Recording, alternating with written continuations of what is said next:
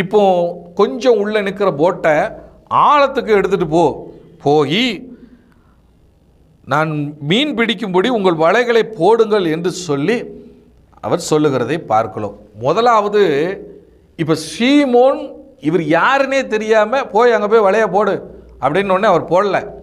முதல்ல அவருடைய பிரசங்கத்தை கேட்டுக்கொண்டே இருக்கிறான். அவர் போதகம் பண்ண அத்தனையையும் இவர் கேட்டுக்கொண்டே இருக்கிறான். இவன் போட்டில் இருக்கிறான், அந்த படகுல இருந்து கேட்டுக்கொண்டே இருக்கிறான்.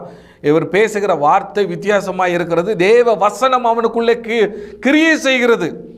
ரெண்டாவது, இவர் போட்டை தள்ளி கொண்டு போய் ஆழத்தில் போடு மீன் பிடிக்கலாம் என்று சொல்லும் பொழுது இப்போ அவன் ஒரு வார்த்தை சொல்லுகிறான் பாருங்களேன். அதற்கு சீமோன், ஐயரே, ராம் முழுவதும் நாங்கள் பிரயாசப்பட்டும் ஒன்றும் அகப்படவில்லையே.